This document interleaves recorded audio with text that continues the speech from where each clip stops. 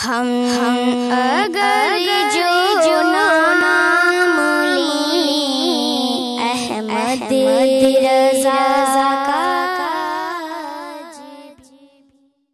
ये कहते हैं कि हदीसों में जो होता है ज़ईफ़ हदीस और सही हदीस, तो इनके क्या मतलब होते हैं, थोड़ा आसान ज़ुबान में इसको बता दीजिए।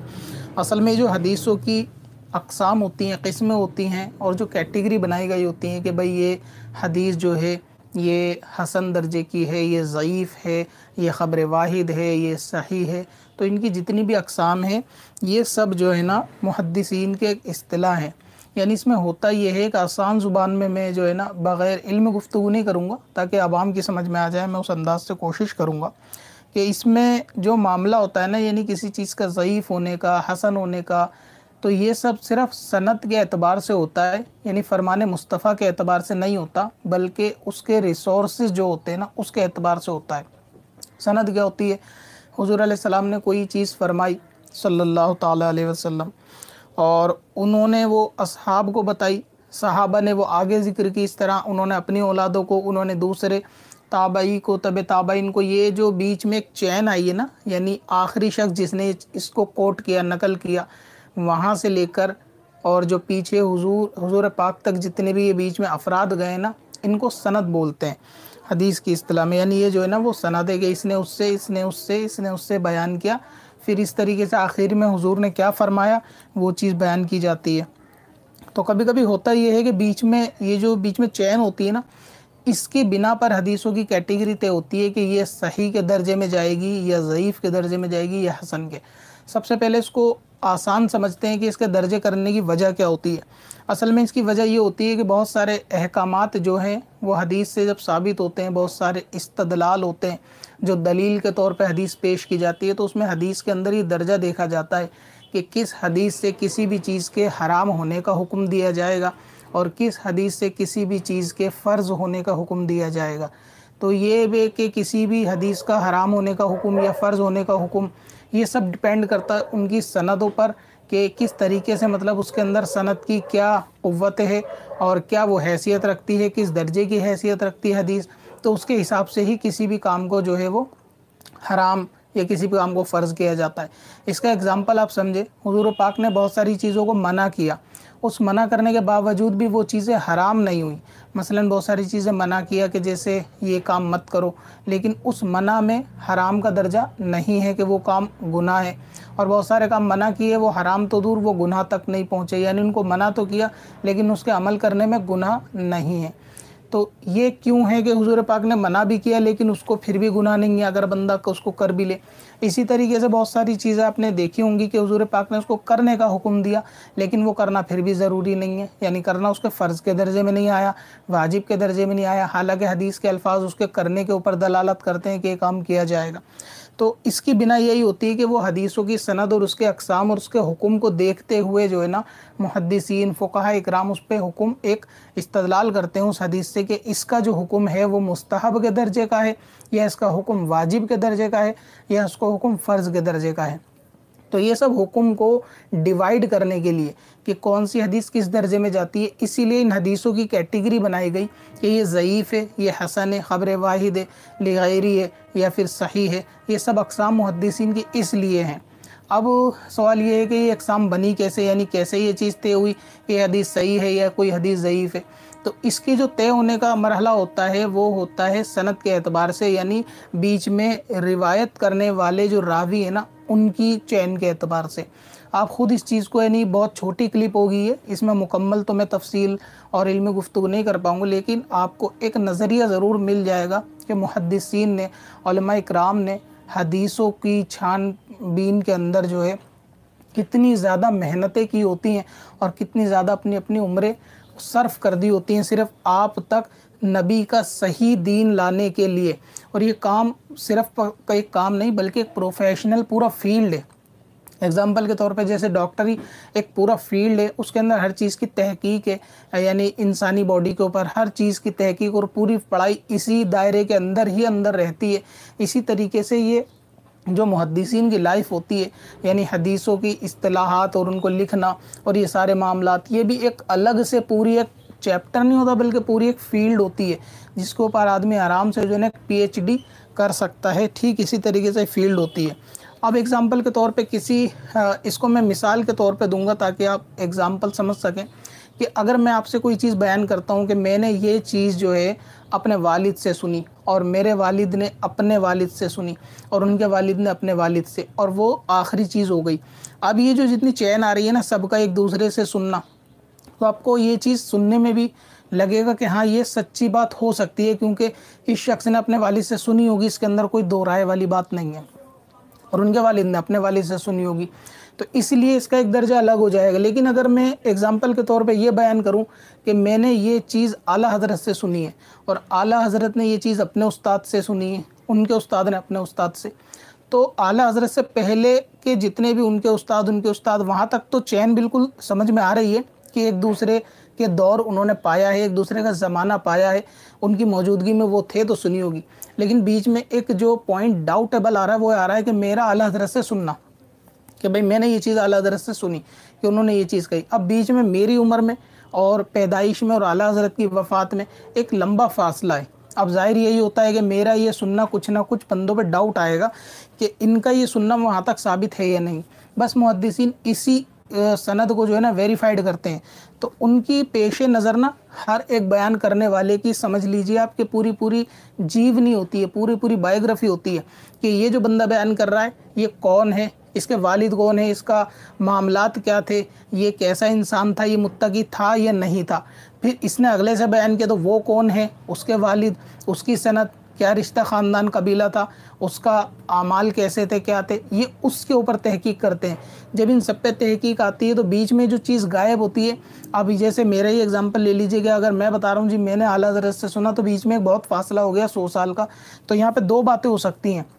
या तो मैं ये चीज़ ज़बरदस्ती कौम के अंदर लाना चाहता हूँ, मशहूर करने के लिए, आम करने के लिए कि जी आला हज़रत का ये फरमान है, मैंने उनसे खुद सुना है, और ताकि लोगों में आम हो जाए। और मुहद्दिसीन का यही काम होता है कि वो हर एक चीज़ जो गलत हुजूर के नाम पर मशहूर हो रही होती है उसको रोकने के लिए ये कैटेगरी होती है। अब जाहिर है कि उनके सामने अब ये बात आएगी तो आप भी ये सोचेंगे कि जब मेरी और आला हज़रत के दरमियान में इतना लंबा फासला है तो मैं ये चीज़ उनसे डायरेक्ट नहीं सुन सकता। तो फिर ऐसे में क्या किया जाएगा, वो जो चीज़ बयान की जा रही है उस आमाल को देखा जाएगा कि मैंने क्या चीज़ बयान की, क्या उससे मिलती जुलती हदीस या मुझसे इस बात से मिलता जुलता कोई और कौल कहीं और दूसरे रावी से है। अगर वो होता है तो वेरीफाइड हो जाता है कि कौल तो सही है, यानी जो चीज़ बताई गई है वो तो सही है, क्योंकि ऐसी दूसरी हदीस भी मौजूद है कि हुजूर ने दूसरे मौके पे भी ये चीज़ बताई थी। लेकिन इस शख्स के बताने में जो बीच में 100 साल का फासला आ रहा है ना, ये थोड़ा डाउट पैदा कर रहा है।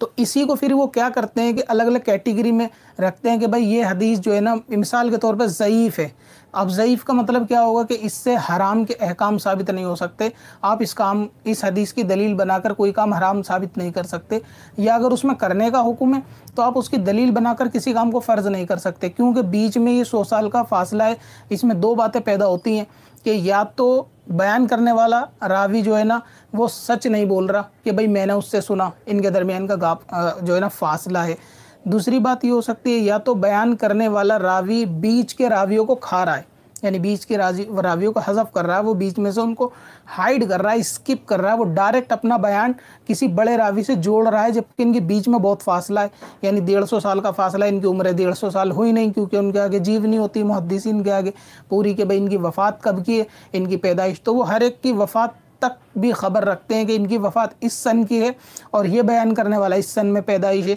तो इनके और उनके बीच में तो बहुत सारा फासला है, ये डायरेक्ट उनसे बयान कर ही नहीं सकता। तो इसी तरीके से वो तहकीक इसलिए करते हैं कि नबी का बिल्कुल सही दीन, सही फरामीन आप तक पहुँचे।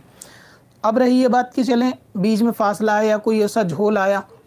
झोल दूसरे तरीके के हो सकते हैं, मैंने एक फासले का एग्जांपल दिया। दूसरा हो सकता है कि कोई शख्स बयान कर रहा है और उसका जो है ना यानी रावियों के अंदर उसका ख़ुद का मामला मुत्तकी होने के दर्जे पे नहीं है। तो मुहद्दिसीन यहाँ पे भी बहुत ज़्यादा गौर व फिक्र करते हैं कि ये शख्स की चैन तो बिल्कुल ठीक है कि उसने इनसे बयान किया, लेकिन जो बीच में एक थर्ड पर्सन है उसके मामले में ये चीज़ मशहूर थी कि ये बंदा जो है ना झूठ बोलता था, या ये बंदा जो है वो खड़े होकर पेशाब करता था, ये खिलाफ शरअ इसके बहुत सारे काम हैं। तो भी मुहद्दिसीन इसको बहुत एहतियात के साथ एक एक की लाइफ देखते हुए दर्जों में रखते हैं कि बीच में कोई भी ऐसा ना हो जो गैर मुत्तकी हो, तो वो इस चीज़ पे भी नज़र रखते हैं। ना कि फ़कत यही कि चैन पूरी होनी चाहिए तो हदीस सही हो जाएगी, तो वो इस चीज़ पे भी नज़र रखते हैं कि बीच में कोई ऐसा बंदा है कि जिसके बारे में दूसरे वहाँ के लोगों ने, यानी एग्जाम्पल के तौर पर मैं बता रहा हूँ कि वहाँ के लोगों ने कहा हो कि भाई ये शख्स जो है ना कभी कभी सच नहीं बोलता, झूठ बोल जाता है, तो इस चीज़ की भी मामला करते हैं। यानी नबी का फरमान जो हम तक आया उसके बीच में बयान करने वालों की क्या पोजीशन है, क्या हैसियत है, यही चीज़ होती है जो हदीस को अक़साम के अंदर डिवाइड करती है। और उसके दर्जे से ही फिर जो है आप तक यहाँ तक सही दीन और सुन्नत हुजूर पाक की और दूसरे मामलात पहुँचे हैं, क्योंकि मुहद्दिसीन ने इस पर बहुत बहुत मेहनतें की होती हैं, पूरी पूरी ज़िंदगी आप समझे कि लगा दी होती है, पूरी पूरी लाइफ उनकी इसी काम में तहकीक में सर्फ हो जाती है। इसे कहते हैं असल में तहकीक। आजकल तो लोगों ने तकलीद के नाम को भी तहकीक जो है ना दे दिया, जैसे कि वहाँ भी होते हैं, गूगल के ऊपर सर्च करा जी फ़लाँ हदीस ये है, ये हदीस सही है, मैंने तहकीक की है, हालांकि उसने तकलीद की होती है गूगल की। तहकीक इसको नहीं कहते कि आपने बनी बनाई कहीं से गूगल सर्च मारा हदीस मिल गई तहकीक हो गई। हदीस होती है उस तहकीक की सनद के ऊपर पूरा पूरा काम करना और मेहनत करना। उसके बाद मुहद्दिसीन ने, उलमा ने क्या करा, उन हदीसों को जो ज़ईफ़ थी अलग भी निकाला, ये भी मेहनतें की, और बाकी सही और दूसरी हसन कैटेगरी की हदीसें अलग निकाली। अब ये जब कैटेगरीज वगैरह बन जाती हैं, अब ज़ईफ़ हदीस एग्जांपल के तौर पे अलग आ गई कि हमने ज़ईफ़ हदीस निकाली, यानी इससे कोई हराम का अहकाम साबित नहीं होगा, फ़र्ज़ का साबित नहीं होगा, इसमें कोई बीच में चैन में रिवायत करने वालों में कुछ गड़बड़ फ़ासले के अतबार से हो सकती है, उनके ख़ुद के मुत्तकी होने के अतबार से हो सकती है, या फिर फ़लाँ के फ़लाँ मुल्क में ना जाने के अतबार से भी हो सकती है। मिसाल के तौर पे मैं यहाँ दिल्ली में रहता हूँ और मैं कहता हूँ कि जी मैंने लंदन में ना विक्टोरिया से ये चीज़ जो ना खुद सुनी है उनके महल में बैठ के। अब बात ये होती है कि जानते हैं कि मैं कभी ज़िंदगी में लंदन नहीं गया, तो मैंने ये बात कैसे सुननी होगी, तो यहाँ भी थोड़ा सा मामला अटपटा सुनने में लगेगा। तो यही चीज़ होती है कि फ़लाँ ने फ़लाँ कोई एक मुल्क शाम से या कहीं मिस्र से, वो कभी अरब आया भी नहीं कोई शख्स, और वो बयान करता है जी मैंने फ़ारूक आज़म से ये चीज़ सुनी, उन्होंने हुजूर से सुनी। अब क्योंकि फ़ासला बहुत कम है हुजूर से फ़ारूक आज़म का, तो लग रहा है कि बिल्कुल सुनी होगी, लेकिन फ़ारूक आज़म से जो थर्ड पर्सन का है उस पर्सन के साथ इसने ये बात डायरेक्ट अगर उस बंदे ने बयान की, तो इसके अंदर तहकीक की जाती है कि इसने कैसे ये चीज़ बयान कर दी। अगर उसने बीच में और भी लोग थे तो उनको क्यों गायब करा कि भाई इसने डायरेक्ट कहा कि मैंने फ़ारूक आज़म से सुना है, जबकि इसका मिस्र से अरब जाना कभी साबित भी नहीं है। ये बंदा मिस्र में ही पैदा हुआ और वहीं पर वफ़ात हो गई, ताउम्र मिस्र रहा, लेकिन ये फिर भी कहता है मैंने फ़ारूक आज़म से सुनी, जो कि दूसरे मुल्क के। तो मुहद्दिसीन इस पर भी गौर व फिक्र करते हैं। तो आप इस मेरी एग्ज़ाम्पल से सिर्फ चंद मिसालें कि जिससे आप अंदाज़ा लगा सकते हैं कि हदीसों की किताबें या हदीस जो आप तक पहुंची हैं मुहद्दिसीन के ज़रिए से, उसके अंदर हमारे उलमा की, मुहद्दिसीन की कितनी मेहनत होती है और कितने कितने उन्होंने अपने वक्त दिया होता है, कितनी ईमानदारी के साथ काम किया होता है। वजह सिर्फ ये होती है कि दीन के अंदर बिदअत पैदा ना हो, दीन के अंदर कोई गलत चीज़ पैदा ना हो। और असल में जो है ना आलिम कहलाने वाले हकदार हकीकत में यही लोग होते हैं जिन्होंने असल मायनों में जो है ना मेहनत की होती है। आजकल तो दौर टेक्नोलॉजी का है, कोई भी चीज़ होगी गूगल मारो और लोगों में बयान कर दो जी वो रफ़ादैन ज़रूरी है, बुखारी में लिखा है रफ़ादैन, क्यों? मैंने तहकीक की है, यानी मैंने रिसर्च की है। वो बंदा इतना बेशरम नमक हराम है जो बोलता है जी रफ़ादैन फ़र्ज़ और मैंने तहकीक की है, हालांकि उसने तकलीद की होती है, तहकीक नहीं की होती। तहकीक होती क्या, उसको तो इसकी खबर भी नहीं है कि तहकीक है क्या, गूगल सर्च मारा और हो गई तहकीक ख़त्म। यानी किसी भी फील्ड पे कोई रिसर्च करना, आप साइंटिफिक रिसर्च ही ले लें तो भी आपको मालूम चलेगा कि सालों साल रिसर्च चलती है, तब जाके कोई नतीजा सामने आता है कि जी हमने इस पे 5 साल रिसर्च की। असल में तहकीक और रिसर्च वही होती है ना, ये थोड़ी ना कि गूगल मारा और रफ़ादैन जी बुखारी में लिखा हमने तहकीक की है। तो ये जो है ना असल में गूगल के मुकल्लिद ही होते हैं। तो इस तरीके से ये हदीसों की कैटेगरी बनाने का असल मकसद यही होता है कि कोई भी चीज़ हुजूर ने कहा है वो डायरेक्ट बंदा कोई फ़र्ज़ ना कहे, कोई भी चीज़ हुजूर ने मना कर दिया तो डायरेक्ट उसको हराम ना कहें। तो उसके अंदर गुंजाइशें निकलती हैं, ये सब किस्में होती हैं। अब मिसाल के तौर पर कोई हदीस ज़ईफ़ है, इसका क्या मतलब होता है? एक आसान मतलब ये है कि हदीस ज़ईफ़ है तो इससे कोई फ़र्ज़ या हराम का अहकाम साबित नहीं हो सकता, लेकिन इसका मतलब ये होता है कि अगर ज़ईफ़ हदीस है लेकिन उसमें जो बात बताई गई है वो ऐसी पॉजिटिव बात है, वो ऐसी मुस्तहब बात है कि जिसको करने में हर्ज नहीं होता, तो अगर उसको लोग करेंगे तो भी अगर वो मुस्तहब भी है तो उस पर जो है ना सवाब मिलेगा। अब क्यों ज़ईफ़ है? क्योंकि वही चैन वाला मामला कि वहाँ कुछ ना कुछ मामला है, लेकिन जो चीज़ बयान की गई वो समझ में आती है कि है। अब जो ज़ईफ़ हदीस होती है उसको वेरीफाइड कैसे किया जाता है, उसके भी बहुत सारे तरीके होते हैं। एक आसान तरीका ये है कि हुजूर पाक से कोई शख्स बयान कर रहा है और उसने ये कहा कि हुजूर ने ये फरमाया है कि पानी को ना बैठ के पियो, लेकिन उसने अपने से डायरेक्ट बयान किया बड़े सहाबी तक और बीच का फासला सहाबियों का गायब कर दिया। अब मुहद्दिसीन इस हदीस को नज़र में रखेंगे कि इस बंदे ने बयान किया पानी बैठ के पियो, लेकिन बीच में गड़बड़ है, हालांकि ये फरमान सही है या नहीं इसको होल्ड रखा। अब दूसरी हदीसों पे मुहद्दिसीन नज़र करते हैं कि किसी और रावी से ये चीज़ होती है।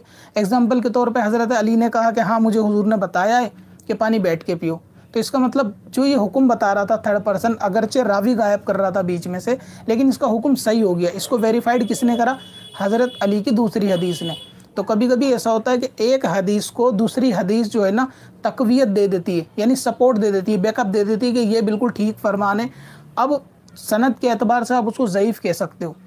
कि भाई ठीक है, फरमान ठीक है, पानी बैठ के पीना चाहिए, इसके अंदर जो तहकीकी पॉइंट है वो भी बिल्कुल दुरुस्त हैं कि बैठ के पीने में फ़ायदा है। और इसकी जो है ना तायीद कर रही है दूसरी हदीस कि हज़रत अली ने कहा जी मुझसे भी हुजूर ने फरमाया था कि पानी बैठ के पियो। अब दूसरी वाली हदीस जो है ना इसके सपोर्ट में लाकर इसको इम्पोर्टेंट दी जा सकती है कि हाँ ये हदीस झूठी नहीं है, तो आप इसको जो है ना वो झूठी हदीस नहीं कह सकते, अगरचे आप इसको ज़ईफ़ कह दें। और ये पानी की मिसाल मैंने फ़कत एग्जाम्पल के तौर पे दी, ऐसा नहीं है कि ये हदीस ज़ईफ़ है, लेकिन इसको ज़ईफ़ कह सकते हैं। तो इसका मतलब ये होगा कि अगर बंदा उस पर अमल कर लेगा तो ठीक है। तो ज़ईफ़ हदीस के अंदर जितनी भी हदीसें ज़ईफ़ होती हैं, अगर उसके अंदर कोई काम ऐसा है कि वो अगर कौम करेगी सवाब की नीयत से और कौम उस पर करने पर राज़ी है, तो भी उसकी कैटेगरी कभी कभी तब्दील हो जाती है। एग्ज़ाम्पल के तौर पे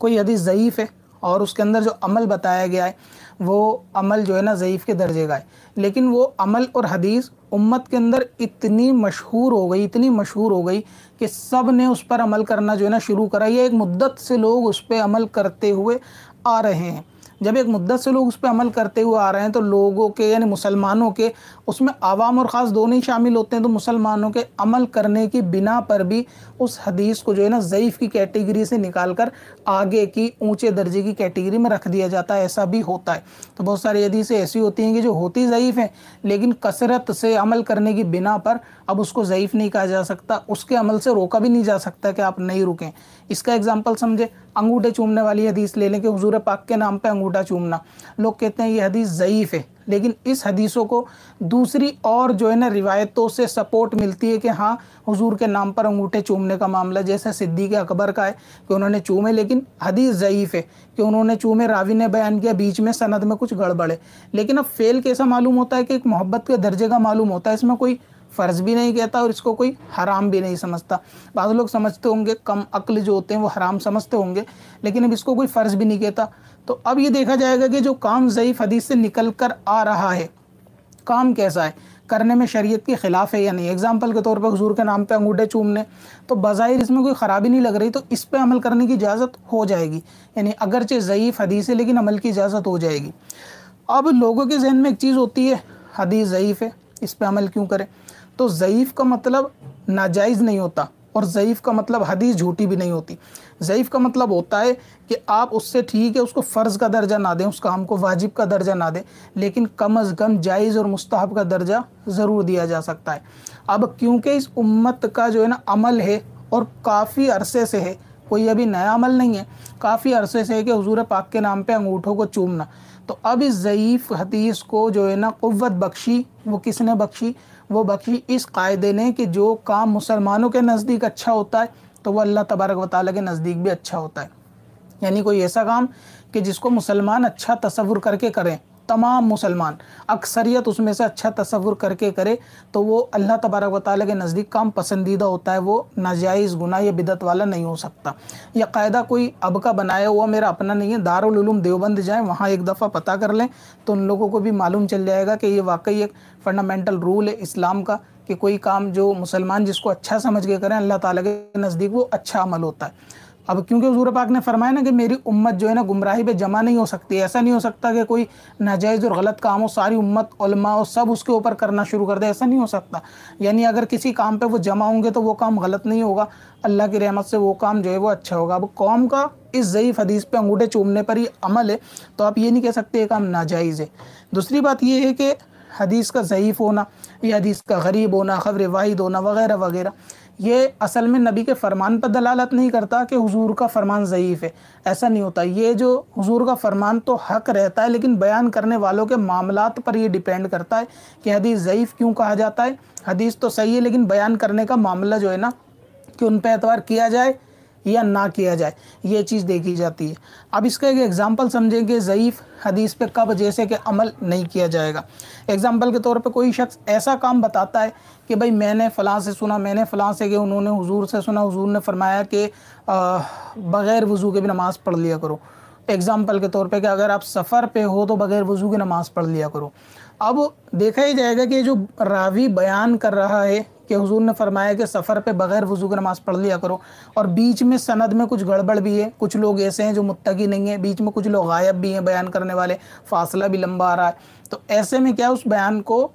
उम्मत पे ऊपर जो है ना अमल की तरगीब नहीं दी जाएगी। अब इसको ज़ईफ़ की कैटेगरी में रखें हैं, इसको झूठा होने की कैटेगरी में रखें, ये चीज़ बाद में डिपेंड होगी, लेकिन फ़िलहाल इसको होल्ड रखा जाएगा। अब देखा जाएगा कि दूसरी हदीसों में इस ताल्लुक़ से क्या हुक्म है। अगर कोई दूसरी अच्छी सनद के साथ, परफेक्ट सनद के साथ कोई ऐसी मिल जाती है कि हुजूर ने सफ़र में वज़ू भी किया नमाज के लिए और हुक्म भी दिया, तो आप कह सकते हो कि अब इस हदीस पर अमल नहीं होगा। ठीक है, अगरचे बंदा सच बोल रहा हो, लेकिन बीच में काफ़ी एक तो ज़ईफ़ होने की दरार और दूसरी सच्ची होने ना होने के एतबार से भी, क्योंकि दूसरी हदीस तो हमें बता रही है कि वज़ू किया जाएगा नमाज से पहले, और वज़ू की फ़र्जियत बता रही हैं, सफ़र पे हुजूर का वज़ू के लिए हुक्म देना, ख़ुद वज़ू फरमाना, ये सब चीज़ें बता रही हैं कि हुजूर का ये फरमान कि सफ़र पे वज़ू मत करो, इस पर अमल नहीं होगा। तो अब ऐसी वो हदीस होती हैं कि जिन पर उलमा जो है ना अमल करने से मना करते हैं बहुत सारी, कि भाई ये हदीस ज़ईफ़ है, इसको छोड़ा जा सकता है, या हदीस अगर ज़ईफ़ नहीं होती तो फिर उसको हदीस कहनी गलत है। यानी कोई ऐसा फरमान नबी का कि जो वाकई नबी ने बयान ना किया हो, लेकिन लोगों ने कहा हो कि ये नबी का फरमान है, तो उसको असल में तो झूठ कहते हैं, तो उसको आप हदीस नहीं कह सकते। और जो हदीस ज़ईफ़ होती है वो वाकई हदीस होती है, वो झूठ नहीं होता, और ज़ईफ़ हदीस पर जो है वो अमल किया जा सकता है, जबकि वो अमल जायज़ हो, जैसे अंगूठे चूमने का। इसी तरीके से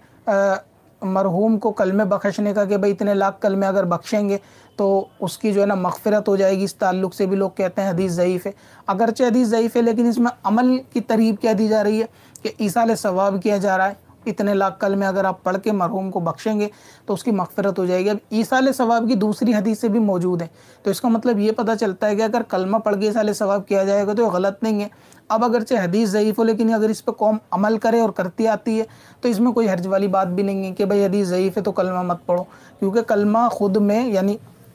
ज़ाती तौर से भी पढ़ना कोई गुनाह तो नहीं है कि भाई आप बैठ गए हो सब मिलके मजलिस में कलमा पढ़ें और मरहूम को इसका इसाले सवाब करें, क्योंकि दूसरी हदीस इसके ऊपर इसको सपोर्ट कर रही है कि इसाले सवाब का मरहूम को करना, उनको नफ़ा पहुँचाना, उनके लिए नेक अमल करके उनको सवाब बख्शना, ये सब काम जायज़ है। अब ये काम जायज़ है तो फिर ये हदीस पे अमल किया जा सकता है कि भाई इस काम को यानी 1.25 लाख कलमे पढ़ के मरहूम को बख्शा जाएगा तो अल्लाह ताला उसकी मग़फ़िरत करेगा और इसके लिए आसानी करेगा, तो ये सब चीज़ों पे अमल किया जा सकता है। तो बस यही है कि हदीसों की कैटेगरी बनाने का जो मकसद होता है वो दीन में फ़साद पैदा ना हो। ये मुहद्दिसीन की इस्तिलाह, हालांकि आवाम को इससे कोई वास्ता नहीं है। जो उलमा ने हुक्म करने का, आवाम को अमल करने का हुक्म दिया उस पर अमल करे, जिससे मना किया उसको ना करे, लेकिन ये कैटेगरी इस तरह होती हैं और इनकी लाइफ और पूरे इनकी ज़िंदगी और इनकी मेहनत जो होती है, आप इस बात से अंदाज़ा लगा सकते हैं कि एक पर्सन के ऊपर कितनी वो लोग रिसर्च और तहकीक करते हैं और उसकी वेरिफिकेशन के लिए एक दूसरे मुल्क तक भी इन लोगों को जाना पड़ता है, सफ़र भी करने पड़ते हैं मुहद्दिसीन को। और पहले के सफ़र कैसे ऊँट पर हुआ करते थे, यानी ग्रुप वाइज काफ़िले वाइज हुआ करते थे। इसके लिए ये भी वेट करना पड़ता था कि फ़लाँ मुल्क में काफ़िला कब जा रहा है। जब वो जाता था तो उनके साथ जाना पड़ता था। कोई बंदा ऐसा भी नहीं कि अकेला उठाए और ऊँट उठा के और चल दे सफ़र के ऊपर दूसरे देश में, तो ऐसा भी आसान नहीं होता था। तो ये सब उनकी मेहनतें होती हैं जिसको आज जो है ना गैर मुक़ल्लिदीन सिरे से नकारते हैं। कोई भी हदीस पेश करेंगे तो सबसे पहले तो वो ये दलील में लाते हैं, अगर किसी को बताया जाए कि अमल वो ऐसा है, नमाज में नियत यहाँ बांधी है, तो कहते हैं सही हदीस लाओ। सही हदीस लाने का मतलब ये है कि ये मुहद्दिसीन की तकलीद कर रहे हैं, क्योंकि सही हदीस नहीं होगी तो इसका मतलब ये नहीं कि दीन मुकम्मल ही नहीं होगा, सही हदीस पे दीन मुकम्मल है। अगर बिलफर्ज ऐसा कोई सवाल करता है पहली बात तो कि भाई किसी भी मामले में कि सही हदीस से कहाँ साबित है, तो आप उससे क्रॉस क्वेश्चन कर सकते हो कि कोई काम सही हदीस से ही साबित होगा, ये कहाँ लिखा हुआ है। यानी सहाबा से क्या ये साबित है कि हुजूर का फरमान सुनते थे तो सही है, ज़ईफ़ है, हसन है, ऐसा तो नहीं कहते थे वो। ये तो मुहद्दिसीन ने बाद में ताकि कौम जो है गुमराही से बचे, मुसलमानों में सही पैगाम जाए। उन्होंने इसकी तहकीक और रिसर्च कैटेगरी डिवाइड की कि भाई आगे चल के माहौल ख़राब होगा, हर आदमी अपनी अकल से जो है ना नबी का फरमान बोल देगा, नबी ने ऐसा फरमाया ये करो, नबी ने मना कर दिया वो करो। तहकीक कौन करेगा, रिसर्च कौन करेगा? तो इसीलिए अल्लाह ताला की उनको जो है ना सलाहियत अल्लाह ताला ने बख्शी कि उन्होंने दीन के अंदर फसाद आगे पैदा ना हो, इतनी मेहनत वाले काम आपको करा के दे दिए। इसलिए मैं अक्सर बोलता हूँ कि गैर मुकल्लिद नमक हराम इसीलिए हैं क्योंकि उन तक ये जो मेहनत वाले काम आए ना, इनको फ्री में बैठ के मिल गई है सारी किताबें हदीस की, तो ये अपना आपको बहुत बड़े अल्लामा समझ गए। हालांकि असल में नमक हराम लोग हैं कि जिन्होंने इन तक पहुँचाई उनका भी शुक्र अदा नहीं करते कि मुहद्दिसीन की मेहनत और उनके जो ये कारनामे हैं कि आप तक सही दीन पहुँचा। हालांकि मुसलमानों को ज़रूरी है कि हर नमाज के अंदर तमाम मुहद्दिसीन को इसाले सवाब करा करें और उनके लिए भी दुआ करा करें कि उन्होंने आप तक बहुत मेहनत करके मामलात पहुँचाएँ। लेकिन कुछ लोगों को यह आदत है कि भाई ये चीज़ सही नहीं है, हदीस नहीं है, और उनके पास दलील कुछ नहीं होती, ये फ़कत तकलीद होती है। यानी वो लोग कि जो तकलीद को हराम बोल रहे होते हैं कि तकलीद मत करो, वो ख़ुद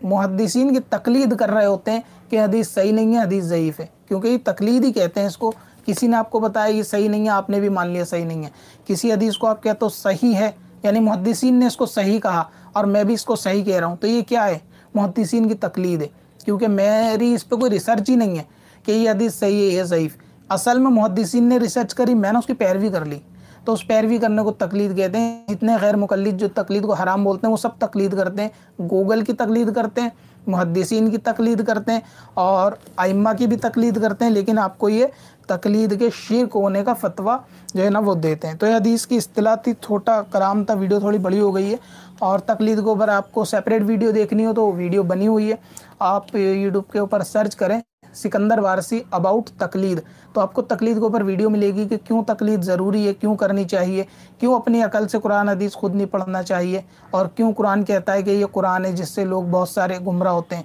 यानी ये कुरान कहता है कि कुरान पढ़ने से भी बहुत सारे लोग गुमराह होते हैं, तो वो कौन लोग हैं, कैसे होते हैं गुमराह, तो आप इसकी सारी डिटेल जो है ना उस वीडियो के अंदर सुन सकते हैं।